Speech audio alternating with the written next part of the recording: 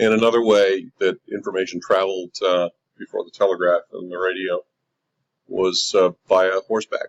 Here's an intrepid Pony Express rider in the early 1800s in the western part of the United States, before railroads even, carrying news in a pouch and via a relay of horses that rode very, very quickly. And when one got tired out, he'd switch to a new one. It could travel hundreds of miles, and in a few days could move the news pretty far. And then, of course, that changed thanks to a fellow by the name of Samuel Morse. I'm trying to, boy, I'm having a hard time here getting this to click the right way. Okay, so in 1825, that's Samuel Morse. He was a painter. He had to go to Washington, D.C. to paint the famous Lafayette, who, as I'm sure most of you know from your history, was a French nobleman who came over to help the colonies fight their revolution against Britain. He was very near and dear to George Washington, who lived a very long life and was beloved in America. And he got a horse messenger, like a la Pony Express, from his father, telling him that his wife was very, very ill. And he lived in Connecticut. So Washington, D.C. was a ways away from Connecticut. Then the next day, he got another letter from his father saying that his wife had died. He was very, very heartbroken. And he therefore, it is said, decided to explore a means of rapid, long-distance communication. If he'd only known, he could have gone back and seen her before she passed away. And what he developed was this. And it goes dash, dash, dash. And that's what they used on the Titanic. You may recall, those of you who've seen the film, The Titanic, there's a telegraph room and a telegraph operator who is trying in vain to send out a telegraph signal, a wireless telegraph signal in this case, to other ships at sea, an SOS signal. And it was not intercepted in time by the nearest ship, and we know what happened. But so these wires that carried the signals at first, this is in 1844 when he invented the telegraph, went all along the East Coast. And in the Civil War, many, many miles of cable were laid, mainly along railroad lines, because the railroads, as I said, because of the steam engine that come up just before, and were a major improvement in transfer of people and goods. And Lincoln, President Lincoln, would regularly visit the telegraph office to get the latest news.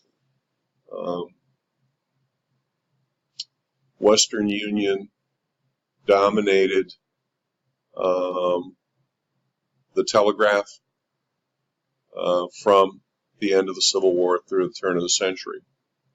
You can see yearly messages went over it, sent over its lines went from 5.8 million to 63.2 million. And Western Union faced government regulation, competition, and the telephone. But wire was laid, a telegraph wire was laid under the Atlantic Ocean, and this meant that news from Europe could be sent over telegraph to the United States. And so telegraph solved a lot of problems of sending information over long distance very, very quickly. I'm actually not going to show you the Edison piece, but it's important for you to think about Edison and electricity. Edison did all this work to make a viable light bulb. There were light bulbs, but they didn't burn long enough.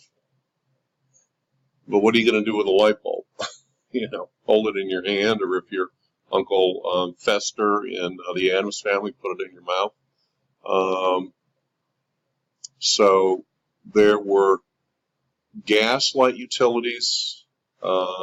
That's how streets and towns were lit up for many, many years, with gas pipes going around to different street lights, and then men going out at dusk and turning on the gas at each light and lighting it up. Edison had to compete with that and replace that. So he founded something called the Edison Illuminating Company in 1880.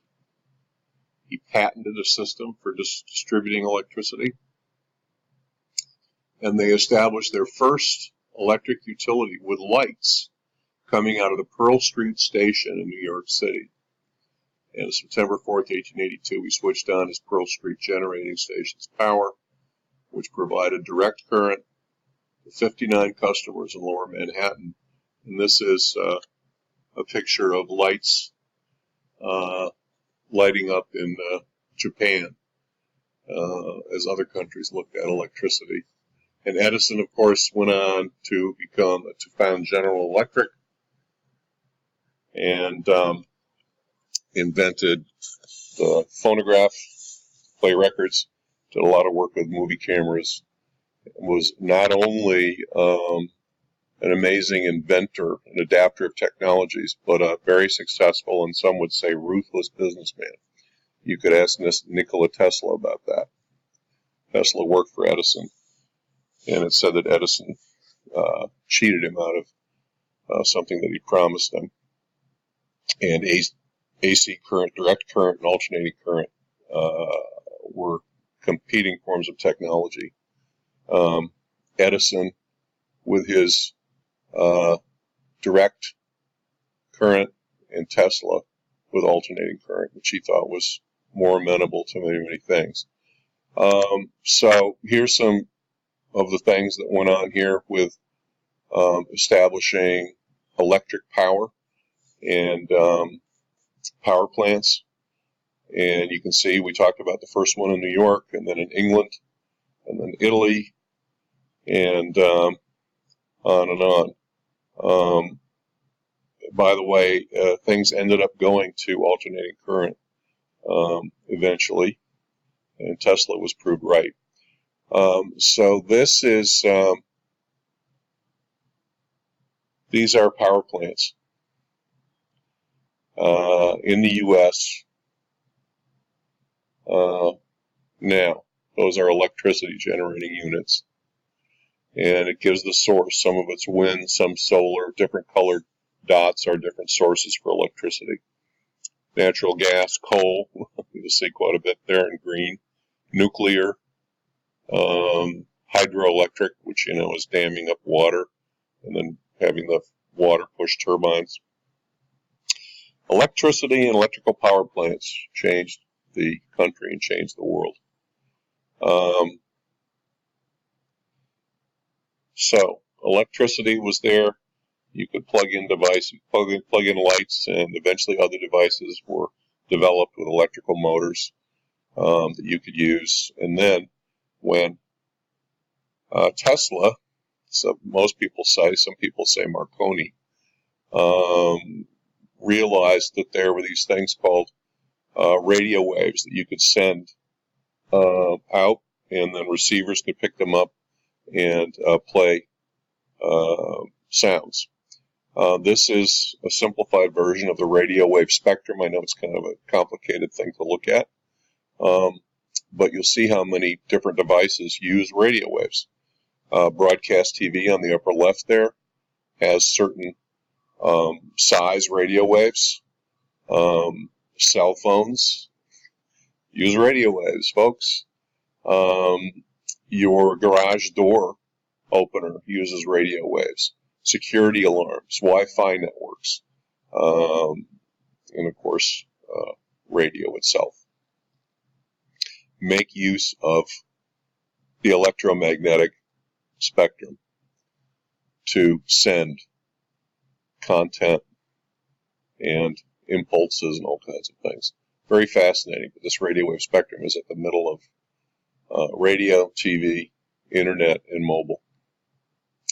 Here is Marconi. Here is Tesla. Sorry, folks. And here's some information about Tesla.